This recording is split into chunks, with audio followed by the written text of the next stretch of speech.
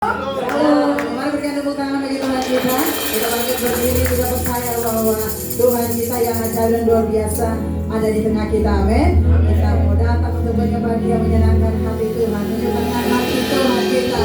Haleluya. Praise the Lord. Sama-sama kita katakan bagi Tuhan.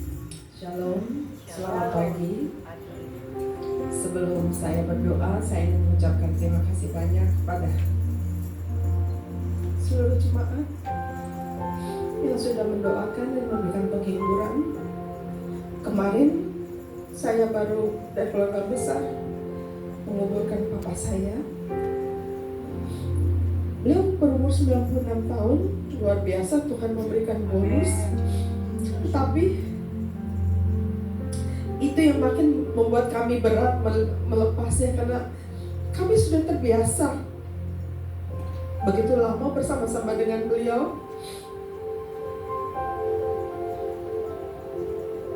Jadi ketika kami sudah terbiasa, terus Tuhan panggil kami menjadi ada sesuatu yang hilang. Mungkin kalau misal waktu adik saya saat COVID dipanggil Tuhan, kita tidak terlalu merasakan kesedihan karena saat itu banyak orang yang meninggal, ya. Jadi satu persatu dan kita juga tidak bisa dekat, gitu ya.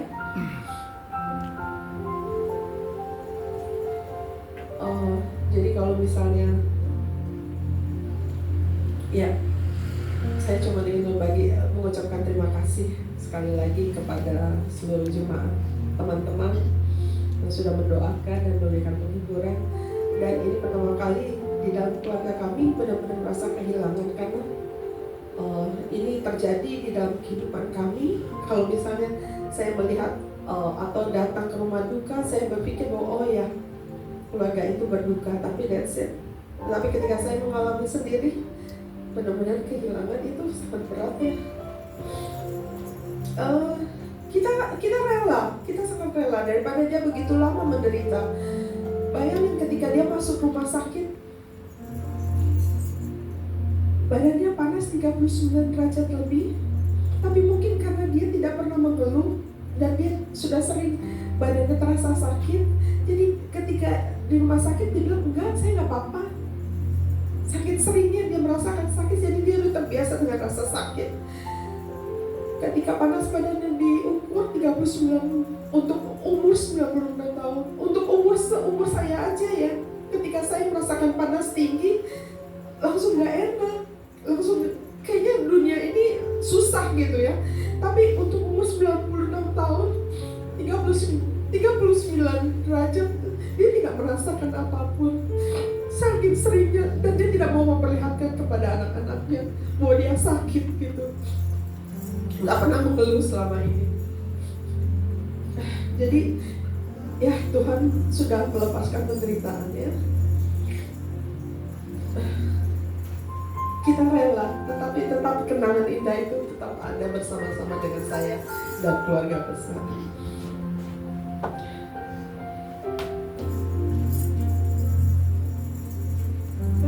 Mari kita berdoa. Bapa kami di surga, terima kasih Tuhan atas pagi hari ini. Terima kasih atas kebaikan-Mu di dalam kehidupan kami. Pagi hari ini kami boleh bangun dalam keadaan sehat, menikmati hidup ini Tuhan, menikmati segala berkat-berkat-Mu. Biar kami boleh terus merasakan dan mengucap syukur atas kebaikan-Mu di dalam kehidupan kami. Apapun yang terjadi kami percaya itu semua adalah di bawah kuasa dan kendali Engkau ya Bapa. Pagi ini kami hadir ke rumah-Mu Tuhan untuk memuji, meninggikan dan membesarkan nama-Mu. Berkati hamba-Mu yang akan menyampaikan kebenaran firman-Mu, Bapak John Gantung Tuhan, dan berkati kami semua, berkati seluruh pekerja yang melayani pada hari ini. Kami serahkan seluruh ibadah ini dari awal pertengahan hingga akhir hanya di dalam nama Tuhan Yesus yang juga telah mengajarkan doa Bapa kami. Bapa kami yang di surga, dikuduskanlah nama-Mu, datanglah kerajaan-Mu, jadilah kehendak-Mu di bumi dan di surga. Berikanlah kami pada hari ini makanan kami yang secukupnya, dan ampunilah kami akan kesalahan kami, seperti kami juga mengampuni orang yang bersalah kepada kami.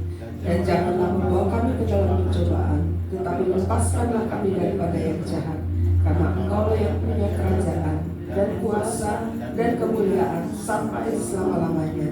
Amin. Silakan duduk kembali Bapak Ibu yang terkasih. Puji nama Tuhan. Terima kasih Tuhan.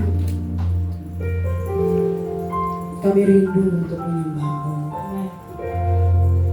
Kami haus akan Engkau Tuhan. Kami percaya Engkau hadir bagi setiap kami saat ini. Apapun yang kami alami, Engkau tidak pernah meninggalkan kami Tuhan. Karena itu biarlah hati hidup kami datang menyembah-Mu dengan segenap dan segalanya untuk Engkau Tuhan. Haleluya Lord, kami bersyukur.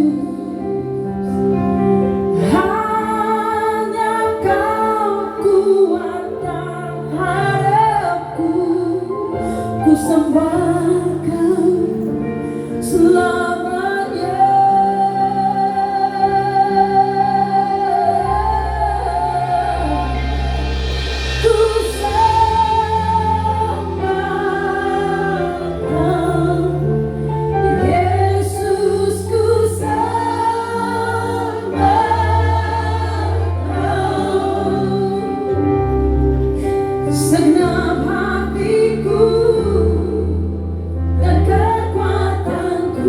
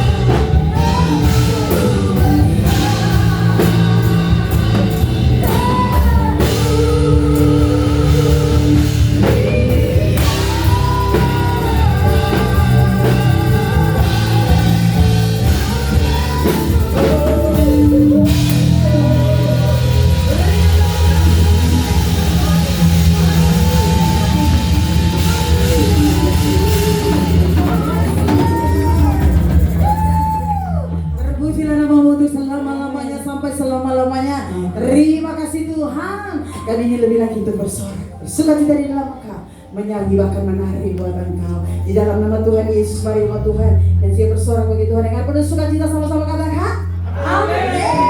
Sekali lagi berikan tepuk tangan bagi Tuhan. Haleluya. Mari Bapak Ibu lihat diri kananmu, kasih tos, kasih salam, katakan Tuhan kita dahsyat luar biasa. Memasuki hadirat Tuhan, bersyukur kita menari kalau jadi ya, bagian yang baik bagi kita.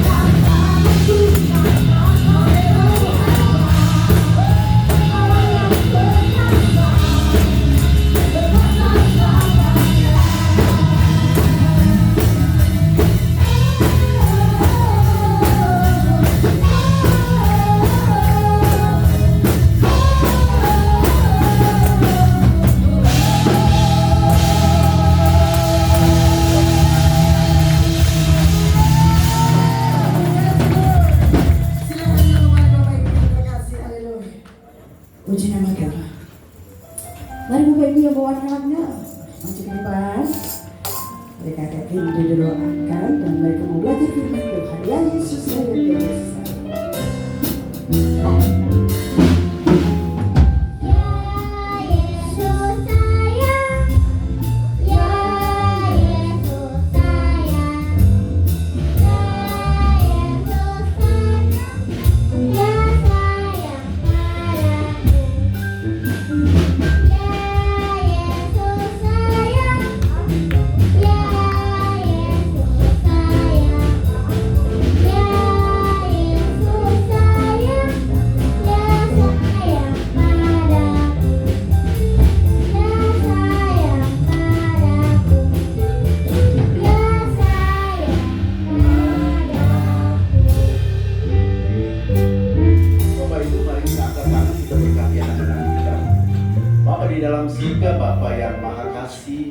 Sangat mengasihi anak-anak. Pada pagi hari ini Tuhan, kami hadapkan anak-anak di tempat ini Tuhan. Ini adalah anak-anak yang Engkau titipkan kepada kami untuk kami didik, untuk kami kasih, untuk kami bawa menjadi anak-anak yang takut akan Tuhan. Dengar-dengaran kepada orang tua, anak-anak yang rajin belajar, anak-anak yang selalu menghargai sesama temannya, ibu gurunya. Dan pagi hari ini Tuhan, kami memberkati anak-anak ini Tuhan, untuk bungkus dengan darah-Mu yang kudus, jauhkan dari segala mara bahaya, penyakit, kecelakaan atau maut yang akan mengincar mereka. Engkau malaikat-Mu selalu bersama dengan mereka Tuhan. Berkati mereka ya Bapa, menjadi generasi yang berbakti kepada bangsa dan negara, khususnya kepada Tuhan dan orang tua, keluarga. Terima kasih Bapa, kami serahkan anak-anak-Mu ini, juga orang-orang tuanya, berkati mereka Tuhan untuk mampu mendidik mereka, membiayai mereka, dan memberikan segala kebutuhan bagi kehidupan mereka. Juga guru-guru sekolah minggu Tuhan, Engkau memberkati hamba-hamba-Mu untuk memberikan firman yang sederhana yang bisa dimengerti oleh mereka Tuhan. Terima kasih Tuhan, kami serahkan semuanya ke dalam tangan-Mu, di dalam nama Allah Bapa, Anak dan Roh Kudus, di dalam nama Tuhan Yesus. Kita katakan amin. Amin. Berikan tepuk tangan kepada kita dan selamat mengikuti ibadah Awesome Kids. Tiba saatnya kita akan mengikuti warta gereja di Minggu 10 Mei 2026. Kembali kami ucapkan Shalom, selamat datang, selamat beribadah. Terutama bagi Bapak Ibu, Saudara-saudari yang baru pertama kali beribadah di tempat ini, kami ingin menyapa. Boleh lambaikan tangan? Oke, puji Tuhan, semua adalah jemaat-jemaat yang setia.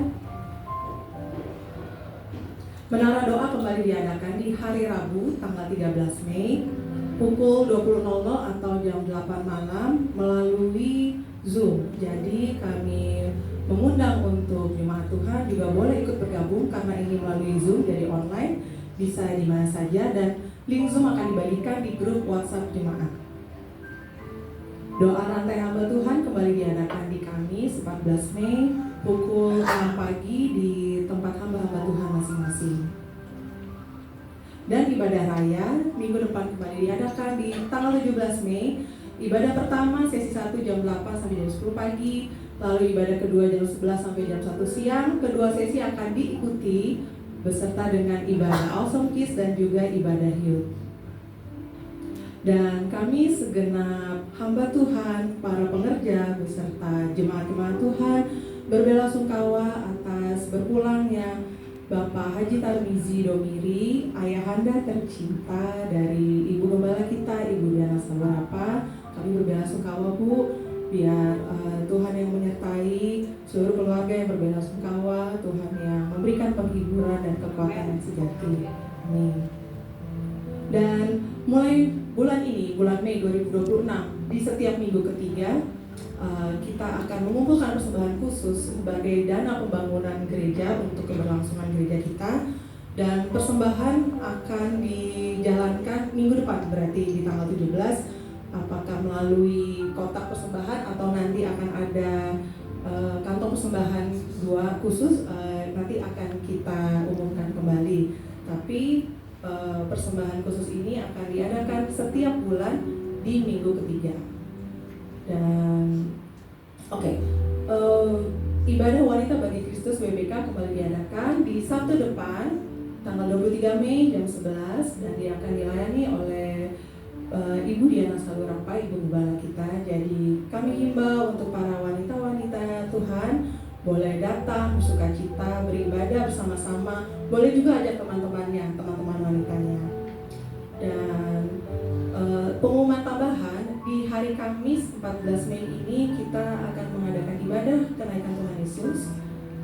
Dan ibadah hanya diadakan satu kali, yaitu di jam 8 pagi. Diikuti oleh ibadah Awesome Kids dan juga youth. Ya, sudah? Oke. Tuhan Yesus memberkati. Demikian waktu gereja. Haleluya. Sekali lagi Ibu Diana, saya pribadi dan keluarga ucapkan bela sungkawa tetap kuat. Dan orang tua adalah segala-galanya ya bagi setiap kita. Tapi ya pasti Bapak sudah aman ya. Kita tetap doakan biar Ibu Diana dan keluarga sehat terus, kuat terus. Haleluya. Baik, mari tetap buka hati kita untuk terima berkat firman Tuhan yang menguatkan setiap kita. Terima kasih Tuhan. Terima kasih Yesus. Kami belajar untuk berserah penuh kepada Engkau Tuhan. Karena hanya Engkau Tuhan tetap berkati kami Tuhan. Engkaulah kawan kami Tuhan. Haleluya.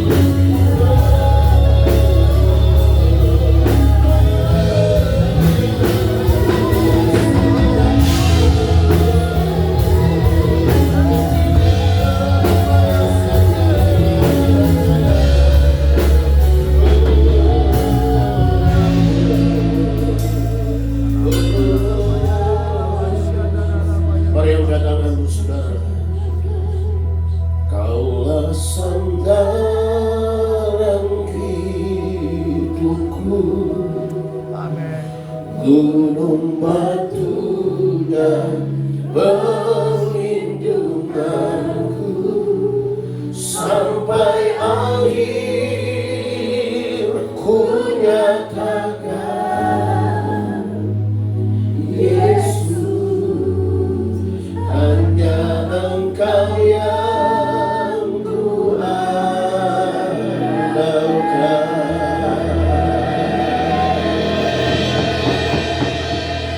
Kami taruh sandaran kami yang pasti di dalam Tuhan, karena kami percaya di dalam Kristus lah kami menikmati perhentian, kami menikmati ketenangan, kami menikmati keteduhan.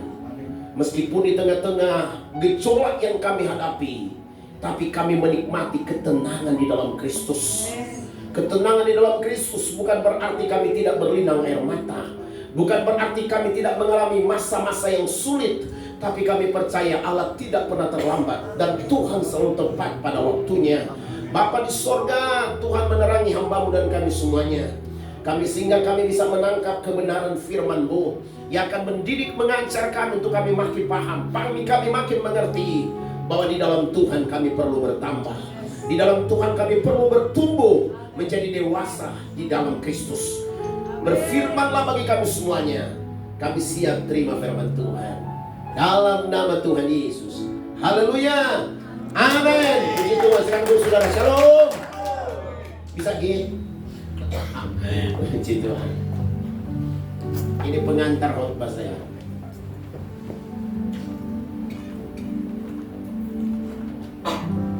Walaupun gunung itu tak berpindah, tetap percaya Kau yang punya kuasa.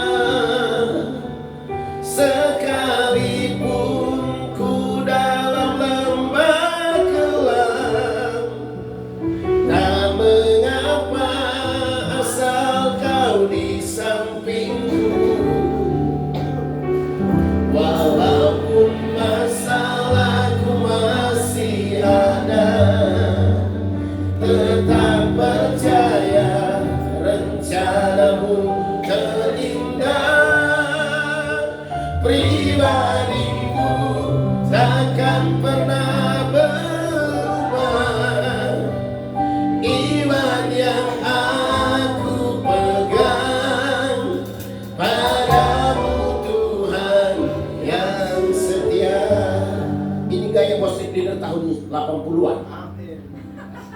Sebab saya worship leader sampai tahun 90, habis itu masuk ke pelayanan sudah banyak khotbah. Jadi seringkali saya mau pimpin pujian, zaman itu pimpin pujian, sekarang udah canggih, worship leader. Nggak tahu ke depan apalagi namanya. Kita ini kan senang membuat sesuatu yang keren, yang penting Tuhan dimuliakan. Saudara-saudara, terima kasih. Shalom. Udah kenal saya kan? Puji Tuhan, ada perubahan besar sepatu jadi 41. Karena baru habis ke Seleo jadi agak begini-begini. Jadi minggu kemarin saya pas habis pelayanan di Soho, Neo Soho di lantai 40 itu memimpin doa. Pas turun di lantai itu kan mata saya sudah agak masalah. Saya pikir sudah lurus, ternyata masih ada satu truk. Saya jalan langsung dia terbang. Oh Tuhan Yesus. Itulah teman-teman langsung tahan kepala saya. Waktu saya jatuh, saya lihat mereka semua kasihan ketawa karena gaya saya ternyata menggelikan bagi mereka. Akhirnya pijit ya, puji Tuhan. Sudah mulai bergerak bagus sehingga ada penambahan besar sepatu sedikit. Minggu depan dia turun lagi, puji Tuhan. Jadi karena mau khotbah saya memaksakan diri pakai sepatu, kan gak enak, sepatu sebelah. Nah saudara-saudara, hari ini saya ingin berkhotbah sesuatu yang mungkin jarang-jarang tema ini. Saya mau kasih tema adalah hati yang kosong itu berbahaya. Hati yang kosong itu berbahaya. Ada istilah nenek bilang itu berbahaya. Hati yang kosong itu berbahaya. Coba katakan di sampingmu, hei, hati yang kosong itu berbicara. Apalagi kantong yang kosong. Nah, kita akan baca Lukas pasal 11. Lukas 11 ayat 24 sampai 26. Ini ayat yang menarik bagi kita. Hati yang kosong itu berbahaya. Teks kita adalah Lukas pasal 11 ayat 24 sampai 26. Nama saya John Lingantung, istri saya 1, anak saya 1. Saya sudah menikah 33 tahun, jalan 34. Bulan Juli anak saya menikah, genap 30 tahun. Puji Tuhan. Ya, itu perkenalannya. Ya. Mari kita baca, kita bangkit berdiri, kita baca ayat ini, boleh? Kita bangkit berdiri. Kita lihat ayat ini. Ingat temanya ya, hati yang kosong itu berbahaya. Kita akan mulai baca ayat ini. 1, 2, 3. Apabila roh jahat keluar dari manusia, ia pun mengembara ke tempat-tempat yang tandus, mencari perhentian. Dan karena tidak mendapatnya, ia berkata, aku akan kembali ke rumah yang telah kutinggalkan itu. Maka pergilah ia dan mendapati rumah itu bersih, tersapu, dan rapi teratur. Sama-sama 3. Lalu ia keluar dan mengajak 7 roh lain yang lebih jahat daripadanya, dan mereka masuk dan berdiam di situ. Maka akhirnya keadaan orang itu lebih buruk daripada keadaannya semula. Puji Tuhan, silakan duduk. Hati yang kosong itu berbahaya. Masih cocok temanya kan itu kan? Seringkali ketika kita baca sesuatu maksudnya apa, tapi bisa dijelaskan. Judulnya apa? Nggak tahu. Pokoknya saya bisa judulkan. Saya bisa jelaskan. Pokoknya begini, kalau kau sudah di dalam Tuhan, kau tidak bertumbuh, kau bermasalah nanti. Lama-lama tambah setanmu. Judulnya apa? Pokoknya tambah setanmu. Puji Tuhan. Maka saya coba mencari, saya menemukan sebuah tema yang sederhana. Hati yang kosong itu berbahaya. Saudara, kita ini adalah orang-orang yang sudah diisi. Tergantung diisi apa. Dan saudara, ketika kita masuk di dalam Tuhan, kita dilepaskan. Istilah kerennya kosong. Tapi kan manusia tidak ada yang netral. Meskipun banyak orang mencari netral. Sehingga seringkali toilet sudah mau disiapkan yang netral. Tapi di dalam Tuhan itu cuma antara black and white. Cuma di antara putih atau hitam. Meskipun kita lebih senang yang abu-abu gitu. Maka saya memulai pernyataan begini. Pengantar saya adalah Yesus memberikan peringatan serius bahwa kehidupan yang dibersihkan itu tidak cukup. Ketika orang di dalam Tuhan bersih, itu nggak cukup. Dia mesti diisi oleh firman. Amin. Dipenuhi oleh Roh Kudus. Ya. Kalau dalam bahasa Glow, dipenuhi oleh hadirat Tuhan. Dia nggak cuma dibersihkan, dibereskan, enggak. Itu belum cukup. Dia harus bertumbuh dalam iman. Maka kehidupan itu akan menjadi lebih berbahaya kalau sudah dilepaskan dan dibiarkan dia kosong. Kita seringkali mengalami situasi yang buruk dalam dunia pelayanan oleh karena begini. Ini orang ini kan yang saya tahu, yang baik banget, kenapa ditambah jahat ya? Tahu begitu kita nggak doakan. Maka saya ingin bicara kepada saudara bahwa Allah tidak mempersiapkan kita untuk menjadi sesuatu yang kosong seolah udah bersih dan selesai. Tapi ada sesuatu yang perlu diisi. Karena itu kecenderungan manusia itu selalu ingin pasti ada pegangan. Mau di dalam Tuhan dan di luar Tuhan, tetap selalu ingin punya pegangan. Dan setiap daerah selalu punya latar belakang ada pegangan. Dan seolah-olah kalau ada pegangan, nggak ada keyakinan. Sebab itu kalau orang tidak di dalam Tuhan, pasti ada sesuatu yang dia pegang. Sedangkan di dalam Tuhan aja masih pegang 2 kok. Maksudnya istrinya dan istri tetangga begitu kan, atau yang lain. Tapi saya bicara hari ini tentang hati yang kosong itu berbahaya. Kita di tempat ini saudara-saudara, dan gereja-gereja itu seringkali kita melihat hebatnya seorang pendeta itu ketika dia altar call dari melepaskan setiap orang. Dan wah, fenomenal sekali. Tapi persoalannya adalah apakah cuma sampai di situ? Atau ada sesuatu yang harus kita lakukan sehingga pandangan kita nggak kosong? Coba kita saling memandang. Jangan prediksi itu kosong di dalam atau tidak. Tapi saya mau lanjut, silakan lanjut supaya cepat selesai khotbah saya. Saudara-saudara, ada 3 pesan penting yang harus kita pahami dengan baik lewat firman Tuhan ini. Saudara-saudara, yang pertama, mari kita baca yang pertama. 1, 2, 3. Hati yang dikosongkan tanpa diisi akan menjadi target kembali. Ini penjelasan bahasa serpong dari ayat ini. Apabila roh jahat keluar dari manusia, ia pun akan mengembara ke tempat-tempat yang tandus dan mencari perhentian. Dan karena ia tidak mendapatnya, ia berkata, aku akan kembali ke rumah yang telah kutinggalkan itu. Memang paling top lagu-lagu itu yang pulangkan saja. Aku ingin kembali. Kalau saya pulang kampung, saya pasti nostalgia. Bapak Gembala, Ibu Gembala memang turut berduka, tapi ketika mereka pulang pasti mengenang. Bahkan banyak lagu-lagu yang paling laku, jauh di dusun yang kecil. Saudara-saudara, ingat baik-baik bahwa hati yang kosong itu adalah potensi menjadi target kembali. Setan itu sangat senang menarget orang-orang yang sudah dilepaskan oleh Tuhan tapi tidak bertumbuh. Ngapain dia mau target orang yang belum dilepaskan? Dia katakan, teman, dia mencari orang baru. Dan saudara-saudara, pernahkah kita berpikir bahwa seringkali tanpa kita sadari, dilihat dari waktunya, kita ini sudah banyak pengalaman bagaimana dikosongkan, bagaimana dilepaskan. Kita bisa bercerita bagaimana pelepasan kita alami. Tapi cerita kita hari ini, adakah yang mengisi kekosongan itu? Halo, shalom. Iya aja pada benjol situ. Gitu.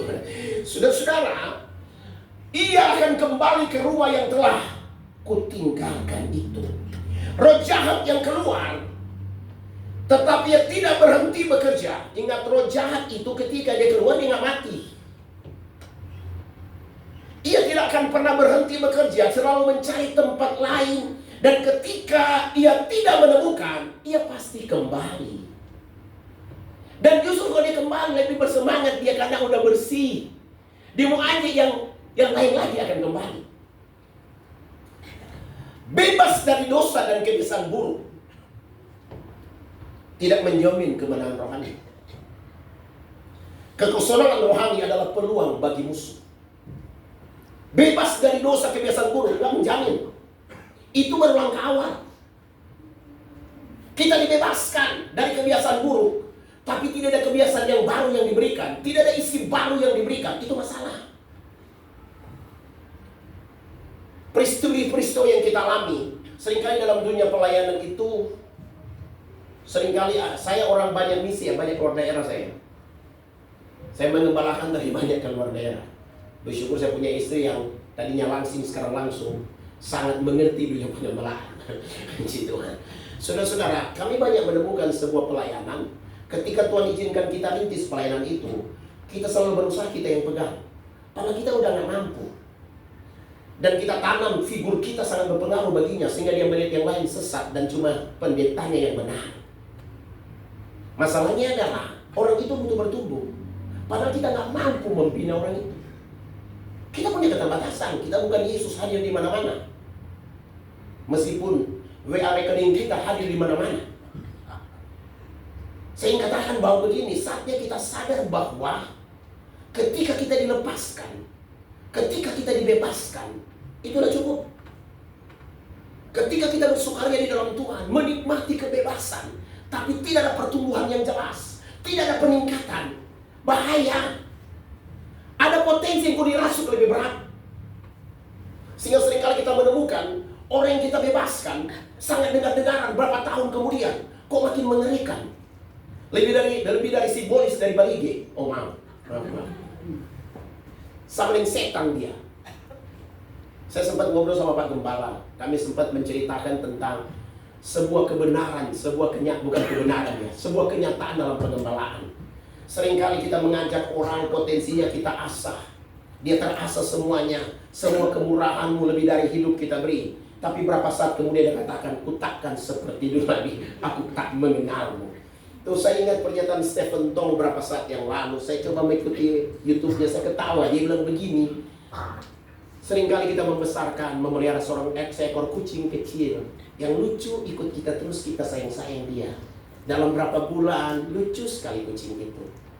Ternyata kita tidak sadar, ketika 3 tahun kemudian, kucing itu telah berubah jadi harimau. Tempat yang biasanya enak, dia telah rombak menjadi tempat yang hancur. Karena harimau kan harus bergerak, harus lari ke hutan. Saudara-saudara, hidupmu harus bertumbuh. Kalau tidak, engkau akan jadi masalah dalam pelayanan. Jangan tengking setan di luar, lihat setan dalam dirimu. 7 itu. Saya lagi bingung ya, habis khotbah saya pulang supaya nggak ada yang kejar saya.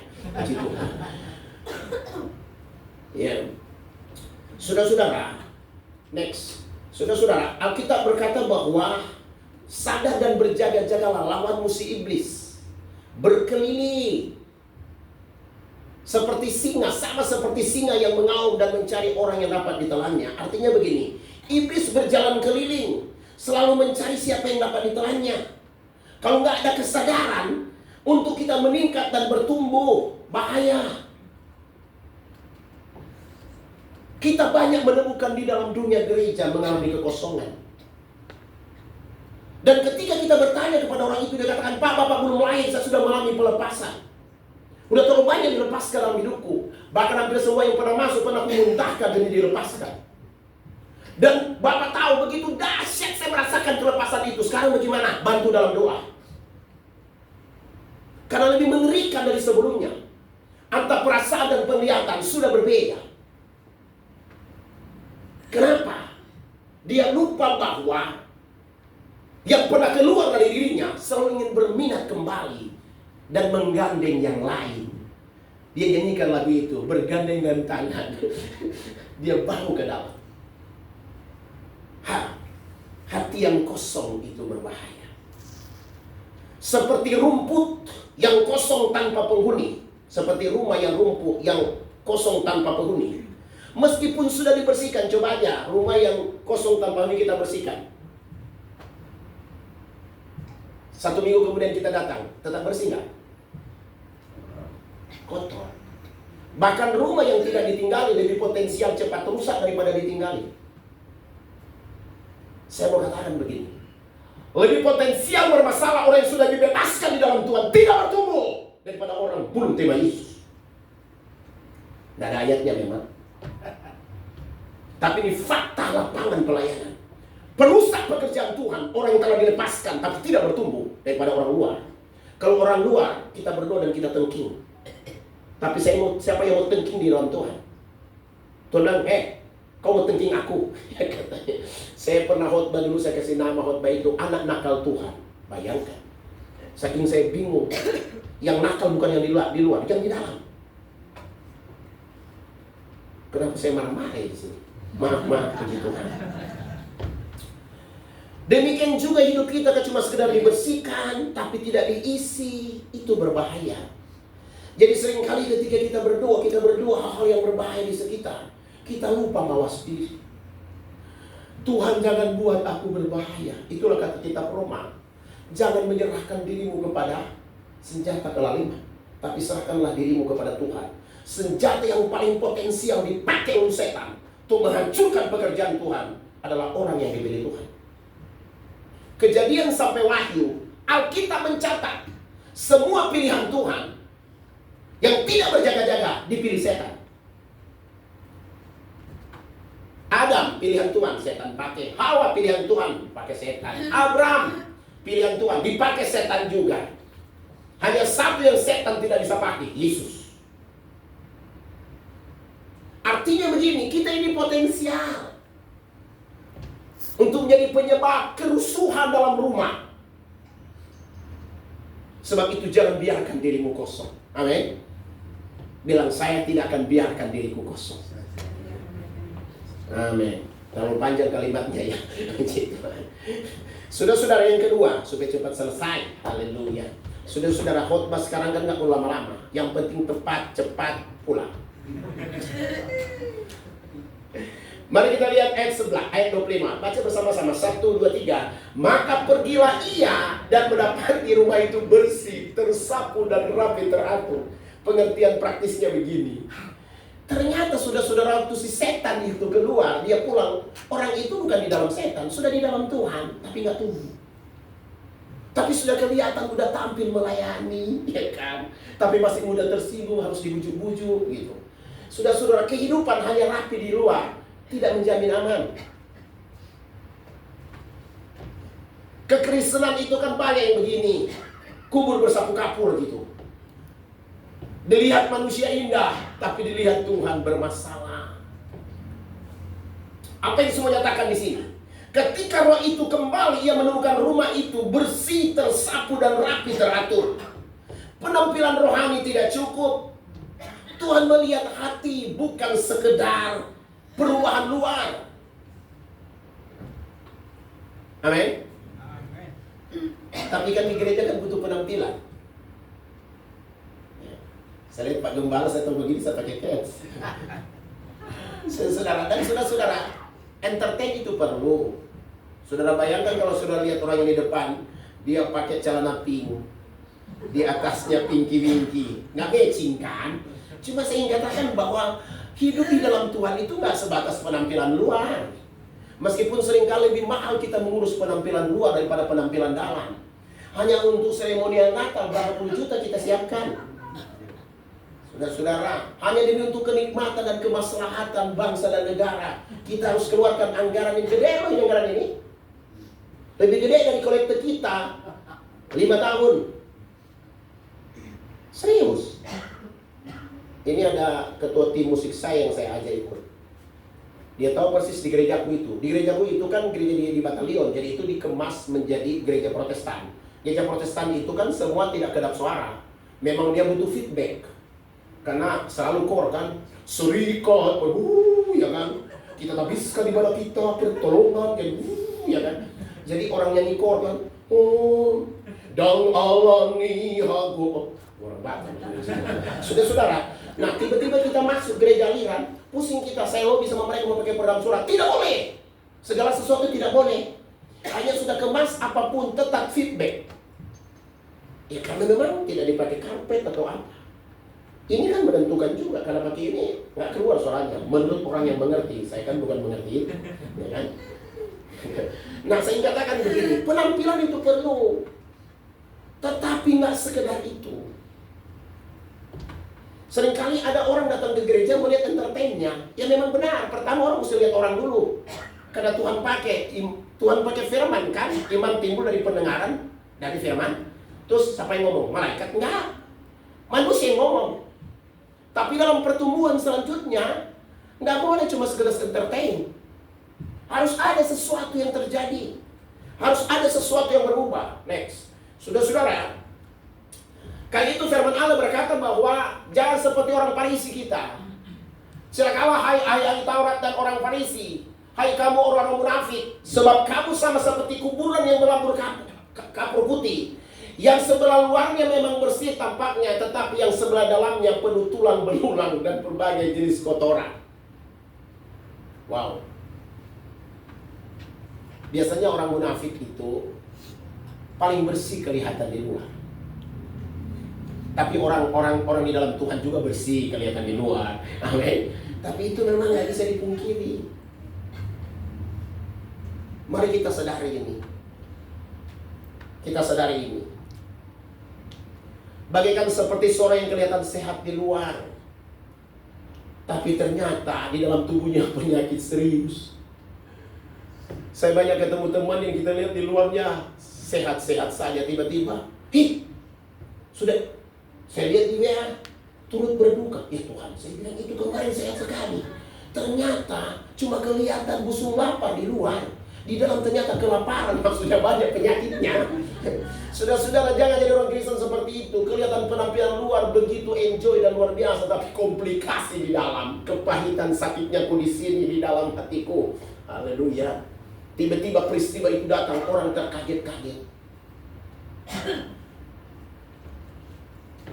Sebab itu bangun kehidupan rohani. Apa sih yang penting? Sudah rajin ke gereja, rajin pelayanan itu harus. Tetapi kalau hatimu kosong, tidak ada hubungan yang nyata dengan Tuhan, masalah juga. Masih kena dengan temanya kan? Kosong itu berbahaya. Memang khotbah itu harus kena tema. Orang nak bilang begini, ya khotbah tadi nggak jelas, sudah orangnya juga nggak jelas, temanya juga nggak jelas. Saudara-saudara, mari nggak sekedar kita bicara sesuatu yang menyenangkan, dan memang kita butuh hiburan. Daripada salah cari penghiburan, saya ke gereja. Tapi Anda potensi, Anda telah menyerahkan diri menjadi potensi diserang kembali. Anda akan menjadi orang yang potensi merusak gereja. Seringkali sudah berdoa menengking orang, padahal sudah lupa bahwa dirimu yang menjadi masalah di dalam. Mari tumbuh kita, amin. Tumbuh. Bangun kehidupan pribadi dengan Tuhan. Bangun kehidupan iman yang sungguh. Nggak cukup cuma bicara sudah di dalam Tuhan, Tapi kita bicara tentang pertumbuhan dan pertambahan. Surat Petrus berkata, ditambahkan, ditambahkan, ditambahkan, ditambahkan, supaya kita menjadi giat dan berhasil. Amin. Udah, satu poin lagi, mau selesai kita. Saudara, yang ketiga, coba kita lihat ayat 26. Ini ayat yang terakhir kan? Pendeta nggak boleh bohong, kalau ayat terakhir, ayat terakhir. Kita baca bersama-sama 3. Lalu ia keluar dan mengajak 7 roh lain yang lebih jahat daripadanya, dan mereka masuk ke dalam dan berdiam di situ. Wah, udah berdiam di situ. Maka akhirnya keadaan itu lebih buruk daripada keadaan semula. Cerita-cerita para hamba Tuhan berkata, lebih capek kita memulihkan orang yang sudah terluka, orang yang sudah pengalaman dalam pelayanan, orang yang sudah pengalaman dalam hadirat, orang yang sudah pengalaman memahami dunia gereja, bahkan dia bisa menceritakan detil-detil gereja, tapi tiba-tiba terluka. 7 kali lebih jahat orang ini yang memulihkan daripada orang yang belum tahu sama sekali, melihat gereja saking merasa berdosa dia takut. Daripada orang sudah terlalu berani di gereja, saking terberani karena sudah 7 kali lipat keberaniannya. Ini adalah masalah virus terberat dalam gereja. Hidup harus penuh dengan firman dan roh, bukan sekedar hanya dilepaskan. Saya terus dikosongkan supaya nggak lari dari tema. Bukan sekedar sudah di dalam Tuhan, sudah menerima Yesus, tapi harus jelas ada sesuatu yang terisi dalam hidupmu, ada sesuatu yang mengalir dalam hidupmu, ada sesuatu yang berbeda yang telah membentuk hidupmu. Tidak ada posisi netral dalam kehidupan manusia yang Tuhan mau. Kehidupan rohani itu tidak ada yang netral. Kehidupan rohani itu harus dipenuhi. Kita harus berakar di dalam Tuhan. Kan cuma sekedar mau cari aman. Nah, Anda akan jadi persoalan di dunia pelayanan. Saya kemarin di Kementerian Agama DKI Jakarta itu lagi ada penyuluhan di setiap gereja. Sekarang kan ada yang namanya STL kan, surat tanda lapor gereja. Nah, Kanwil Depak DKI Jakarta telah membuat keputusan.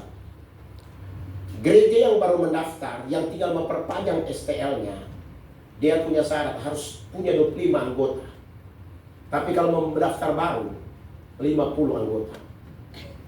Tapi kan gereja-gereja kan tidak wajib mendaftar. Tapi gereja Jakarta harus mendaftar karena berkewajiban mendapat boti. Kalau tidak, selama itu izin dirjen sudah benar, tidak ada masalah. Saudara-saudara, yang paling menyedihkan adalah laporan dari Kementerian Agama. Pertumbuhan gereja di Indonesia, di kota Jakarta, pertumbuhan biologis dan pertumbuhan pemenangan jiwa cuma berapa persen? Yang paling banyak sekitar 36 atau 46% perpindahan anggota. Perpindahan. Di sini senang, di sana senang, di mana-mana hatiku senang. Oh ye. Apalagi gereja Jakarta ini kan sudah tidak mempersoalkan seorang pendeta dari gereja mana. Kalau dia lihat pendeta lagi entertain, mau gereja model apapun, liturgi apapun, yang penting pengkhotbahnya dia. Sehingga dia disebar, jadi orang melihat kemana dia ke situ dia, kemana kau pergi ke situ dia pergi. Ketika pendeta itu tergosipkan bermasalah, dia langsung kecewa, dia katakan Tuhan gak betul. Dia menyalahkan gereja, dia lupa sudah 7 setan dalam dirinya. Saudara-saudara, karena itu isi hidupmu. Amin. Udah mau selesai. Next. Kita baca bersama-sama. 1, 2, 3. Akulah pokok anggur dan kamulah ranting-rantingnya. Barang siapa tinggal di dalam aku dan aku di dalam dia, ia berbuah banyak. Sebab di luar aku kamu tidak dapat berbuat apa-apa. Kata di luar aku kami tidak bisa berbuat apa-apa, itu nggak cuma sekedar terima Yesus. Masih kosong itu. Harus ada. Saya sengaja tidak masukkan poin-poin ayat-ayat tentang bagaimana bertumbuh di dalam Tuhan. Karena khotbah saya sekarang difokuskan bahwa kosong itu berbahaya. Nanti Pak Gembala tambahkan pertumbuhan itu. Tapi saya mau katakan, jangan biarkan dirimu di gereja jadi orang kosong. Anda salah satu yang akan menjadi agennya setan merusak pelayanan. Persoalan pekerjaan Tuhan itu bukan persoalan ada setan, tetapi orang yang membiarkan dirinya kosong, tujuh setan bekerja di dalam. Agak keras saya bicara. Yang penting saya marah ke bawah, nggak marah ke saudara. Puji Tuhan. Saudara-saudara, seperti gelas yang kosong di tengah hujan. Tahu di tengah hujan, gelas yang kosong, air hujan yang masuk. Tapi saudara, meskipun gelas itu kosong di tengah hujan, gelas itu dikasih air yang penuh. Hujan datang, masuk nggak hujannya? Sudah penuh airnya. Saudara-saudara, kalau kita itu penuh, mau di dunia apapun, di kondisi apapun, lagu itu kita tidak akan nyanyikan. Lagunya Pak Gembala dulu kan, ku kan berdiri di tengah badai, ya kan? Gitu. Ya, isi gelasmu. Dan Alkitab berkata, bukan ayat berkata, Alkitab artinya kesimpulan dari Alkitab itu, bahwa mengisi hidupmu itu harus disengaja.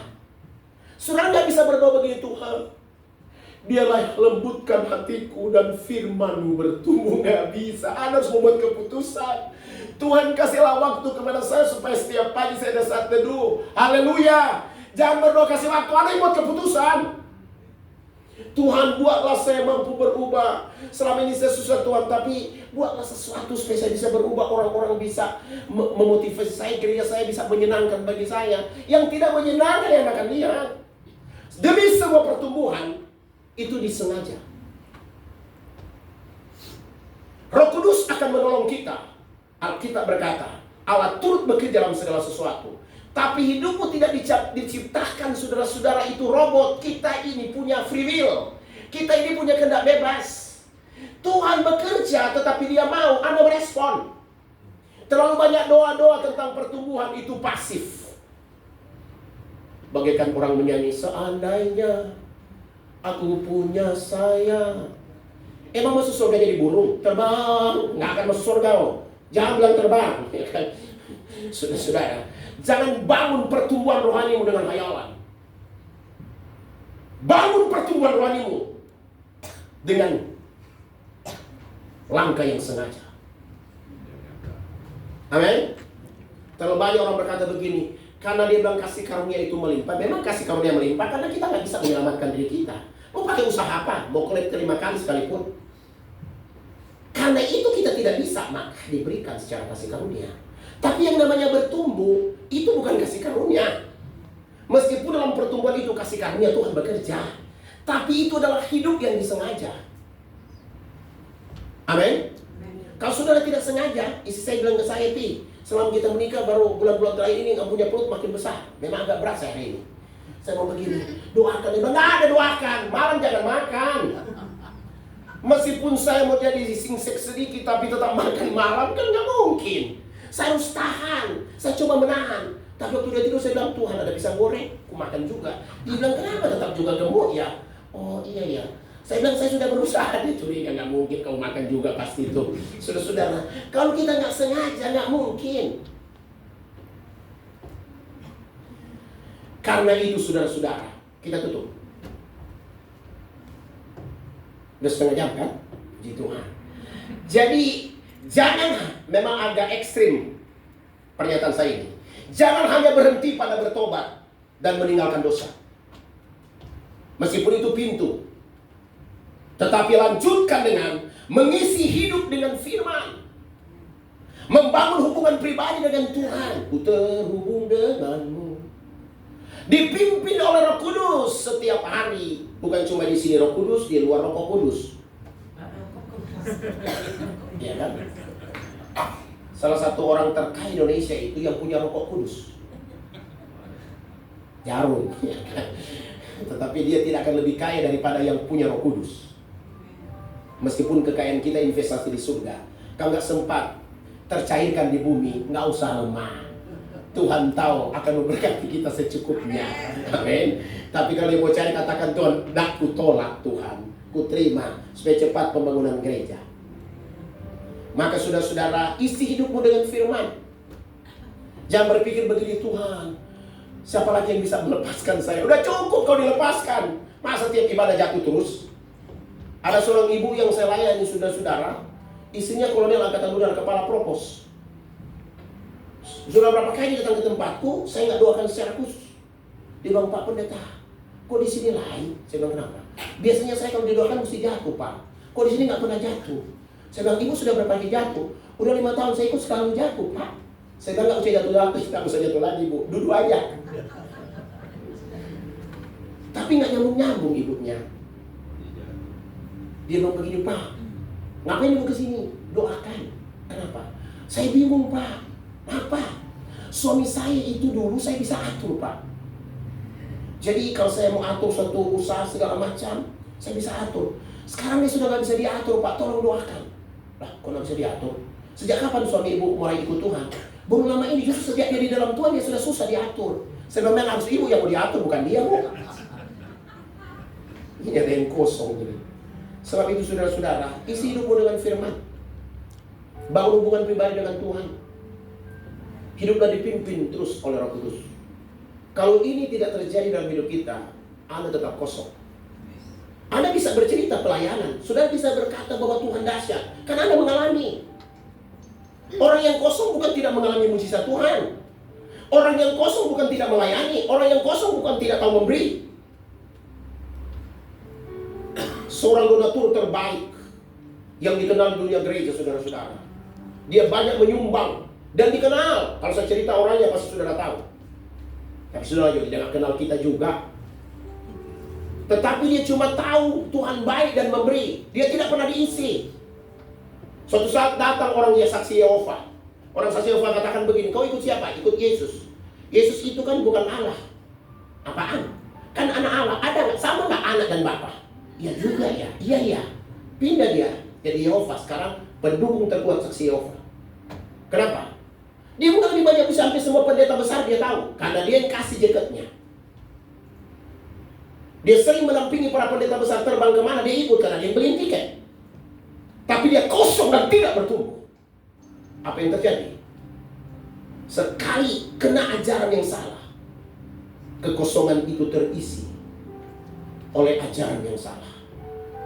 Isi hidupmu dengan firman. Amin. Isi hidupmu dengan hadirat Tuhan.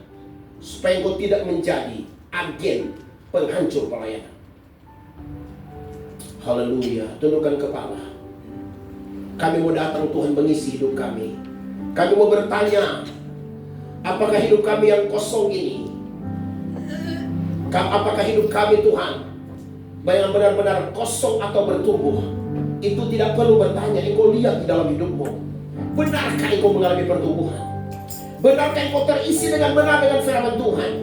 Atau secara seremonial engkau datang kepada Tuhan? Apakah hidupmu hanya sekedar dibersihkan atau sudah dipenuhi oleh Tuhan? Apakah saat ini engkau mengisi pikiranmu? Pikiranmu tentang harapan dan dirimu atau tentang Tuhan? Orang yang mengisi hidupnya dengan Kristus, dia akan mengisi pikirannya tentang Tuhan, bukan cuma tentang dirinya. Seringkali kita sudah ada di dalam pelayanan, tapi semua sesuai selera kita. Ketika tidak sesuai pikiran kita, seolah-olah itu tidak kehendak Tuhan, kau akan bermasalah dalam pelayanan. Tapi mulai isi dirimu dengan pikiran Tuhan. Mulai isi dirimu dengan hal yang benar dari Tuhan. Haleluya. Oh, sadara namana ya sudi bidi diara nama. Ini bidiara nama ya sudi bidi diara nama ya sadara nama. Indara nama sadara nama ya nama ya nama. Jiwaku bertanya,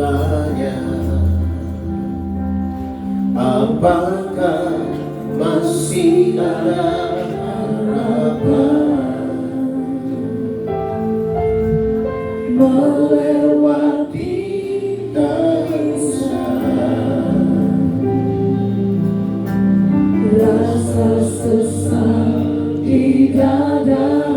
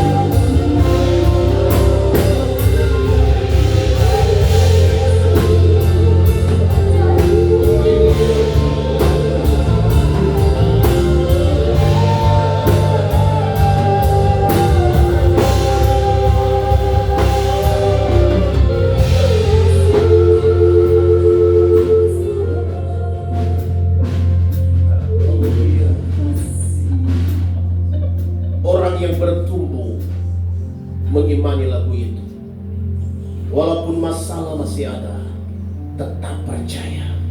Amin. Tapi orang yang kosong tidak bisa menerima realita lagu ini. Amin. Walaupun gunung itu tak berpindah, aku tetap percaya karena imanku bertumbuh. Jangan biarkan penampilan luar menipu kekosongan dalam hidupmu. Tapi tumbuhlah dengan sehat. Percaya, kau akan mencapai tujuan di dalam Kristus. Anugerah-Mu bagi kami semua di tempat ini, Tuhan. Bahwa setiap kami mengisi hidup kami, sehingga kami menjadi agennya Kristus. Sehingga kami menjadi alatnya Tuhan, membangun pekerjaan Tuhan. Terima kasih, terima kasih. Kemuliaan hanya bagi-Mu Tuhan. Dalam nama Tuhan Yesus. Haleluya, katakan amin. Amin. Silakan duduk kembali Bapak Ibu.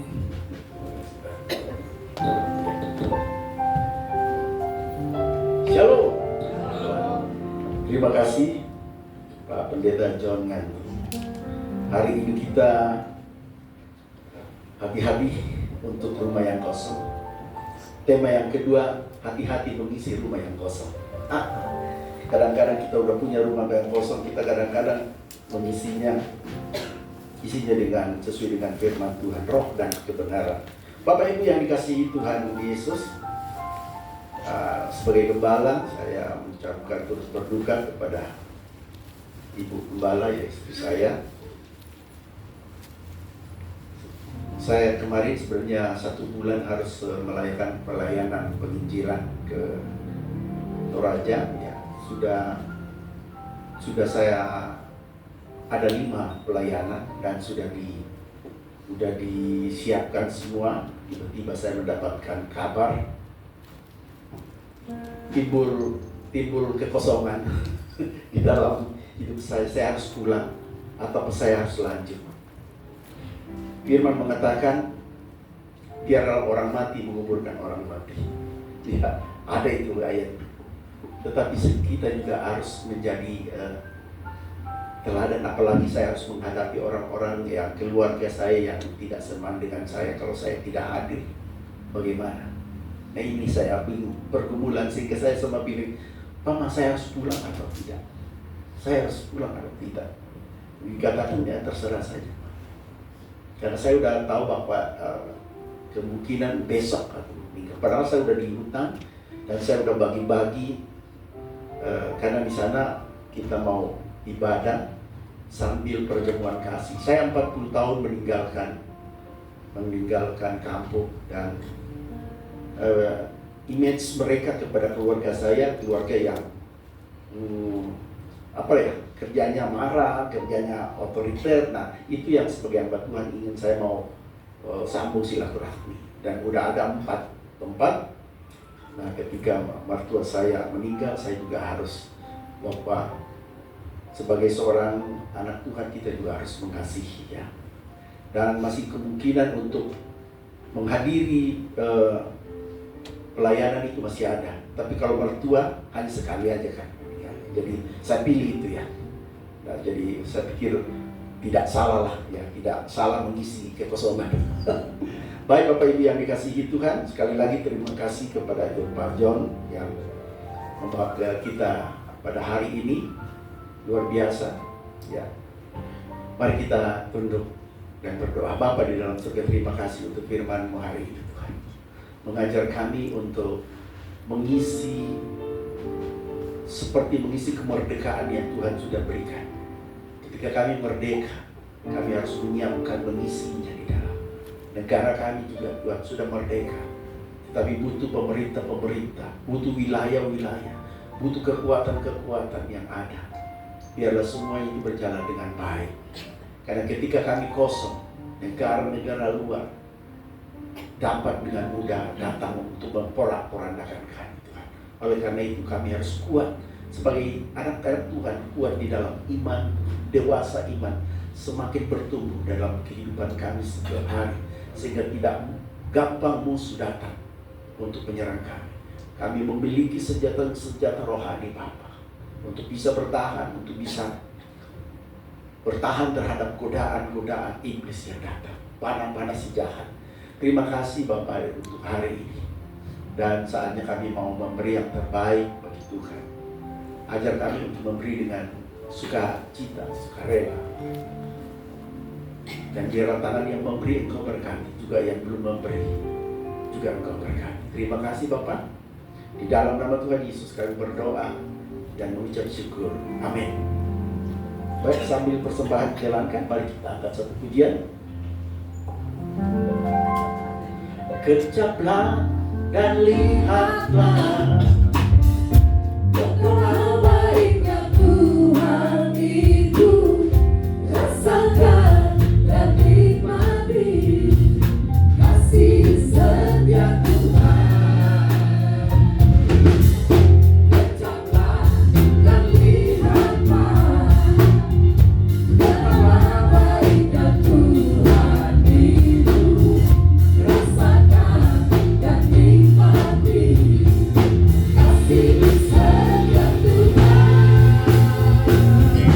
Syukur bagimu Tuhan, segala hormat bagimu Tuhan, Ayah mengasihiku, Ayah memeliharaku.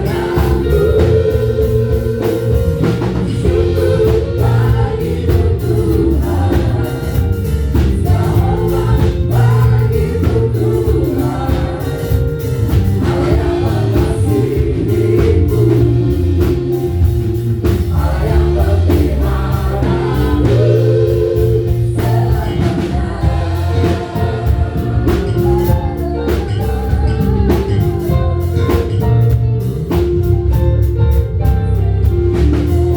Kecaplah dan lihatlah betapa baiknya Tuhan itu, rasakan dan nikmati kasih setia Tuhan. Kecaplah dan lihatlah betapa baiknya Tuhan itu, rasakan dan nikmati kasih setia Tuhan. Syukur bagimu Tuhan, segala hormat bagimu Tuhan, Ayah mengasihiku, Ayah memeliharaku. Syukur bagimu Tuhan, segala hormat bagimu Tuhan, Ayah mengasihiku, Ayah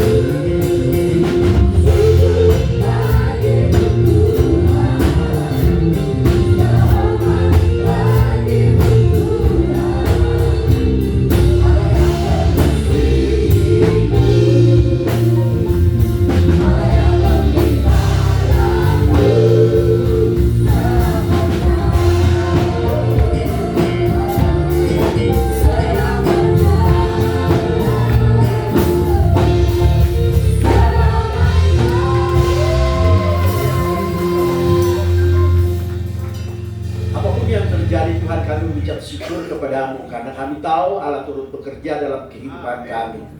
Tuhan, kami mohon kepadamu Tuhan, kami minta kepadamu Tuhan, berikan kami kekuatan untuk mengisi kehidupan kami melalui roh dan kebenaran. Biarlah firman Tuhan yang terjadi dalam hidup kami, di dalam rumah kami Tuhan, Engkau memberkati kami. Di dalam rumah kami Engkau menjaga kami. Di dalam rumah kami Engkau memelihara kami. Kami memiliki senjata-senjata Allah untuk dapat melawan setiap panah-panah iblis. Oleh karena itu rumah kami aman, rumah kami terisi dengan pertumbuhan rohani yang luar biasa. Terima kasih Tuhan, berkati hamba-Mu pada pagi hari ini.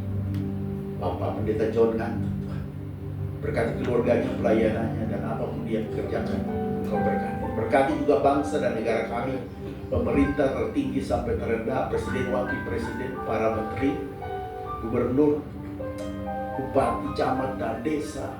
Tuhan juga memberkati DPR, juga memberkati para penegak hukum, yudikatif, dan keamanan, pertahanan, ekonomi, kesehatan. Tuhan, kami serahkan negara ini. Biar negara ini menjadi negara yang takut akan Tuhan. Dan Engkau berkati berlimpah-limpah kali. Terima kasih Tuhan, dan juga Engkau berkatkan jemaat yang sakit, Tuhan sembuhkan.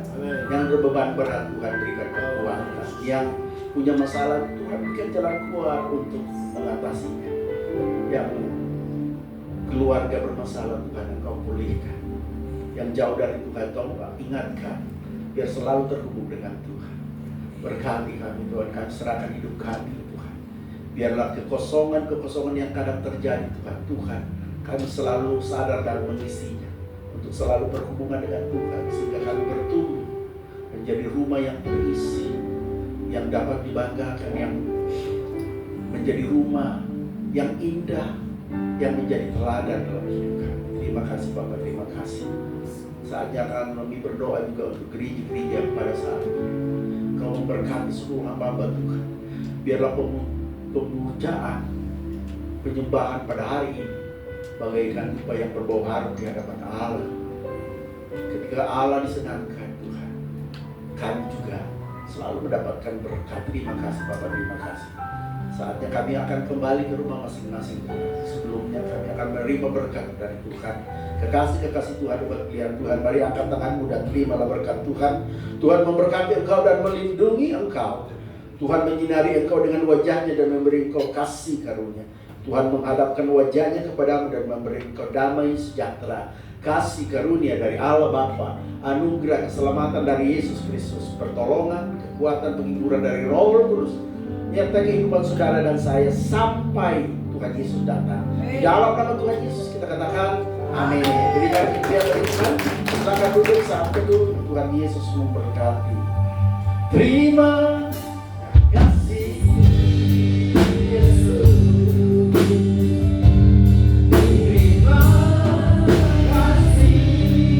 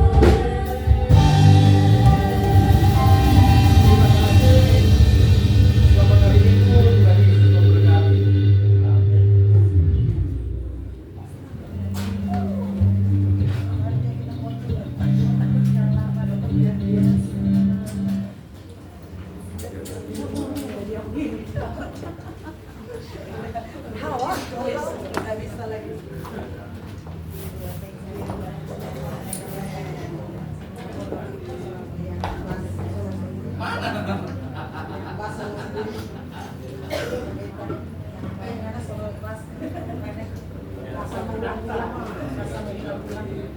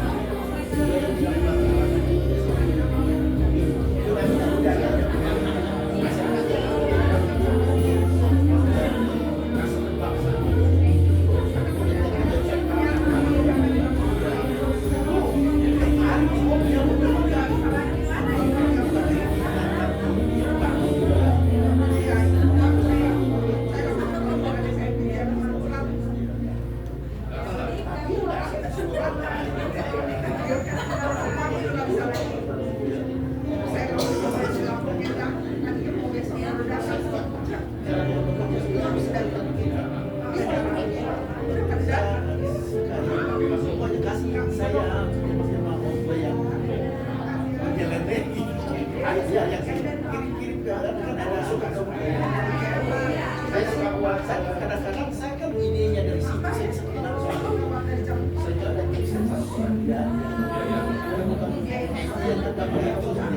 itu yang benar.